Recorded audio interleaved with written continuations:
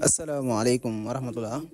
mbokk yi nga xam ne yéen seetaan Mdou TV ñu ngi leen nuyu bu baax a baax di leen ziare waaye tamit di leen jox seen wàccuwaay bu baax di leen wax ne bu leen di fàtte di abonné en plus tamit ngeen di like li nga xamante ni moo di vidéo bi sama gars yi tey dañuy def benn petit vidéo xool bu baax a baax exactement li nga xamante ni moo xew semaine passée parce que voilà li xew ci semaine bari na yooyu bari na trop mais on n'avait pas le temps de faire des vidéos xam nga dugal ko ci chaîne bi et tout ça ba tax na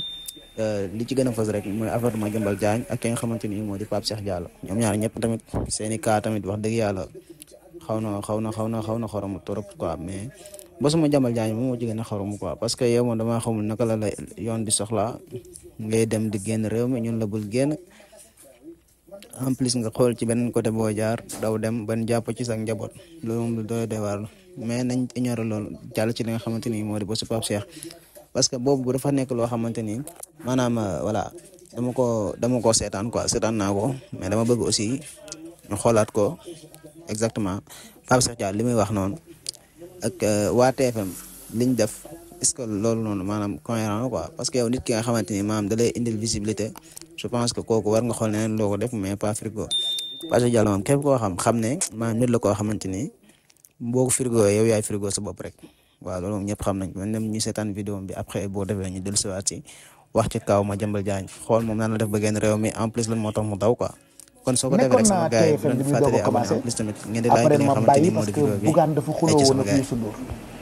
tappaas Youssou yàq ko lu ne ndeysaan ci rajo bi Bougane la moo ko def Bougane bàyyi te man bàyyi ne ni man maa gën a seetaan ñëpp man du ma paaka ñaari borde léegi noo def bi Bougane xuloo ak ñooñu man jotee ma ak ñoom dara mais dama ne comme Bougane xuloo na ak ñoom te Bougane sama xarit la damay bàyyi. après yow da nga mujj xulóowaat ak Bougane. non xulóowaatuma ak Bougane. waaw xulóowoon naa ak Bougane avant may bàyyi. mais après dama démissionner parce que j'avais envie de démissionner moi. mais quand j'ai envie de démissionner je démissionne ah. pourtant nag lii ma dal bi may jógee foofu ñu bëri dañ ma doon laaj lu tax nga jógee fa mais dama toog sama kër yeewu ngeen baal ma j'étais même en caleçon bi may yeewu toog teg sama taas. sa caleçon war na sew de. dëgg la. parce que caleçon ni la toll nag. waaw lu ndaw. ndeysaan mais wuy ma. caleçon animateur. bul mesurer caleçon bi. mbaa Pape Alé dina censurer li bul mesurer caleçon bi kenn du ko censurer c'est la télé. et la télé c'est que de la télé j'adore ça. man xanaa xamoo télé def naa ci yaramu neen. télé tëb naa ci télé tëgg naa ci table yi. def naa lépp ci télé donc la télé c'est que de la télé quoi c'est que de la télé quand même. Pape caleçon laa sol. waaw toog teg sama taasu café. di bindal Bougane sama lettre de démission ni mu gën a rafetee. yow dem jox leen ko. parce que j'avais envie de démissionner. ouais quand même. xam nga nit ñi il faut que ñuy bàyyi xel benn affaire man gëwuma ni nit a yor sa wërsëg. déedéet nit yor wërsëgu kenn. yàlla dafa ni wala tubaab da ko wax mu naam ci yàlla la ko jëlee. l'homme est maître de son destin. nit ku ne yaay xool sa destin nga yattee ko nu mu la neexee. tey tu peux te lever et ne plus avoir envie de travailler à la RTS parce que tu as des ambitions plus élevées que la RTS. nga toog bind sa lettre ba mu rafet. ak privilège boo mënti am. teg ko fa parce que tu crois en Dieu et puis tu crois également en toi-même. man philosophie boobu laa am. et puis épanouissement dafa am solo ci liggéey. nit boo dee liggéey da nga ci war a amaale épanouissement quand même ah. voilà lu amul épanouissement man liggéey bu amul épanouissement. mais kon loo jotee ak waa TFM. TFM jotee ma ak ñoom dara jotee ma dara ak waa TFM je pense que c'est la première fois ma ciy wax parce que coow li bëri woon ku nekk di wax dafa bàyyi des fois damay tase ak nit ñu naan ma waaye demal nga liggéey waaye nit ñi ñu ngi lay xaar waaye fekk man. j'ai rien fait. mais qu'est-ce qui se passe alors. j'ai rien fait su ma la nee ba léegi au moment où je te parle ñu ngi mois de lan ñu ngi xaw ma sax ban mois la ñu nekk ñu ngi mois de septembre defe naa barki démb rek ma fay sama salaire juillet juin ou juillet ñu ngi ma koy doog a fay donc ce qui veut dire que ba léegi agent Futurs Médias la. est-ce que du retard yi wala cadre la foofu ay retard du man kese may dund loolu. ñëpp a koy dund secret de polichinelle la ni médias yi amee problème mais man personnellement ku ma xam parce que dama ci dégg lu nekk ñi naan mooy yàq TFM wala lu tax muy xas TFM am na ñu ne kii baadoolo la mais man du ma defar mbir ba mu baax ba pare. di ko yàqaat. ma koy yàq. c'est contradictoire. et que defar naa ko à un point boo xamante ni. su ma décidé woon pour yàqu ko sax du yàqu lu garaaw laa wax defar naa ko man bi ñu ma fay jël dañ ma fa jël en tant que sapeur pompier dañ ma jël pour ñu amaat audience dañ ma jël modestie mise à part pour ma am lu ma fa yokk fekk naa fa ay talent fekk naa fa ay borom xam-xam Youssou nekk ku exceptionnel man maa def tournée médiatique raconter sama diggante ak moom man maa toog ci média yi ne leen keroog bi may débauché prime de signature bi mu ngi tolloon ci presque 40 et quelques millions man maa ko wax te du ay fen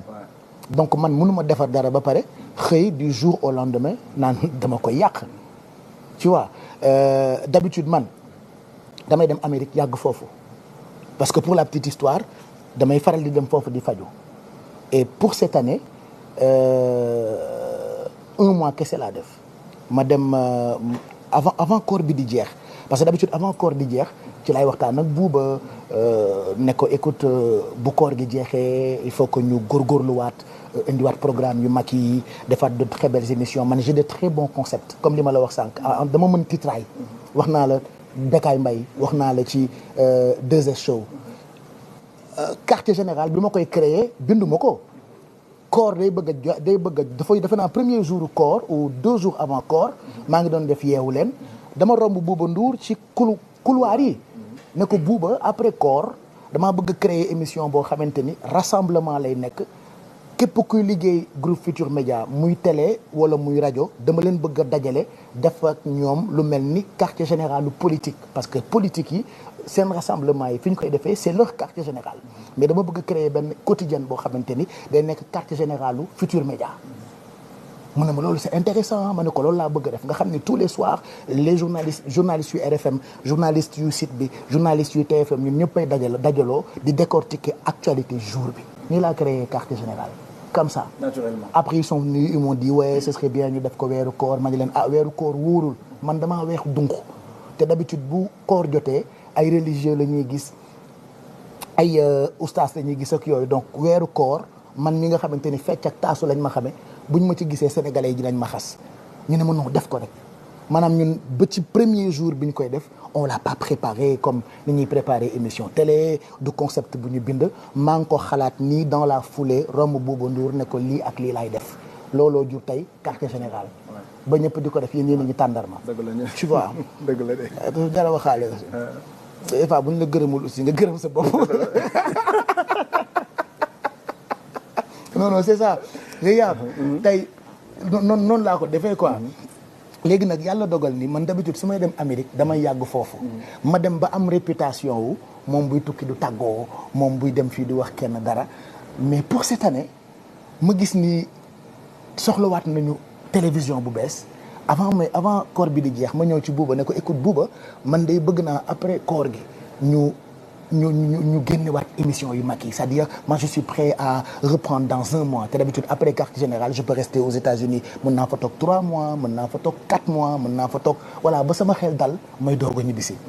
ma ne ko mais pour cette année je vais faire maximum 1 mois parce que am na yu ma war a dem defi xam nga j'ai des rendez-vous avec mon psy et tout ça su ma ko defee rek ñibbisi mu ne ma d'accord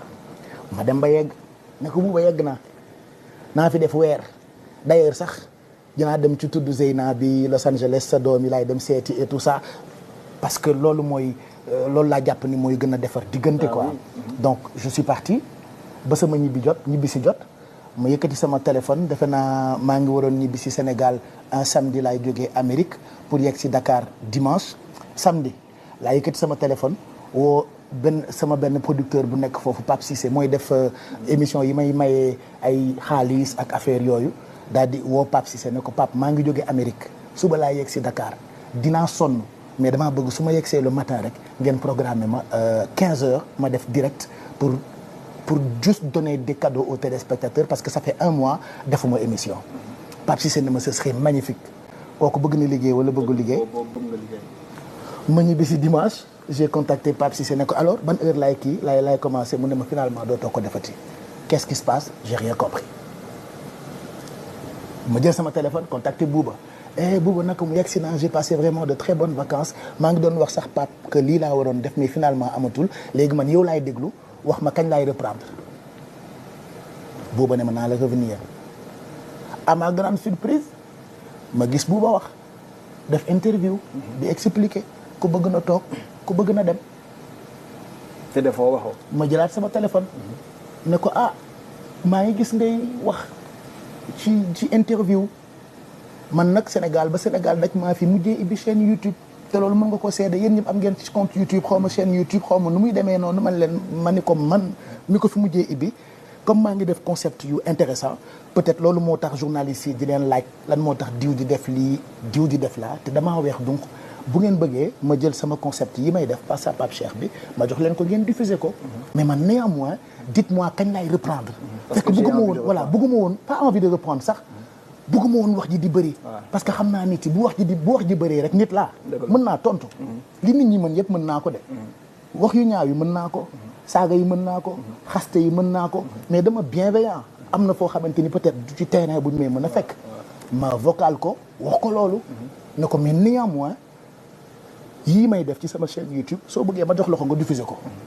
mais parallèlement dites-moi kañ laay reprendre mu ne ma naa la revenir ba tey mi ngi ci naan kooku bëgg na liggéey wala bëggul liggéey buuba waxuma kañ laay liggéey si ma woo secrétaire am bi ma contacté secrétaire am neexal sama neexal yooyu parce que xam naa sama bopp problème bu amee dañ naan maa tooñ problème bu amee dañ naan maa réew problème bu amee dañ naan maa beew problème bu amee dañ naan maa bañ a liggéey xam naa sama bopp yàgg naa ci ay loxo yi ñu ma téyee ma xam barki xaadimul xadim te nekkatuma en quête de popularité ni en quête de quoi que ce soit je suis juste passionné j'ai fait 1 mois sama engagement moo nekkoon après 1 mois ma ñëw liggéey si te man liggéeyuma bureau li may liggéey plateau télé la balaa ngay ñëw liggéey si il faut que ñu programmer la équipe doo xëy rek ñëw dugg si RTS bu doon loolu la ku nekk day xëy di dem liggéey si mais balaa un animateur di liggéey di liggéey si il faut que ñu programmer ko donc man pour ma ñëw liggéey si il faut que buuba ak équipe ba mu programmer ma équipe bi may war a liggéey donc boobu ba tey maa ngi woote ma woo secrétaire am ne ko écoute diw yegsi naa j'ai passé de très bonnes vacances je me suis bien reposé donc dis-moi kañ laay reprendre mu ne ma naa la revenir kooku bëgg na liggéey wala bëggul liggéey ma toog xaw ma lu mu may nuróol ma yëkkatiwaat sama téléphone Coro Mbaar Ndiaye mooy coordonnatrice su émission bi Midi Plus ma contacté Coro ne ko écoute ça fait 2 semaines ou 1 semaine maa ngi contacté sama direction pour reprendre léegi yow mi koy coordonné wax leen ni pare naa pour reprendre moom it mu woo leen kenn waxu ko lu leer ma woote waat ne leen jeudi jot na kañ laay reprendre dina ma dañ leen nañ la revenir uñ ma lu dul ma gis ka ma fa tegoon di def émission bi donc loolu bu amee lan ngeen bëgg ma def du ma toog jàpp sama njàmbur. boobu lu tax woo Youssou. parce que waruma woo Youssou. ok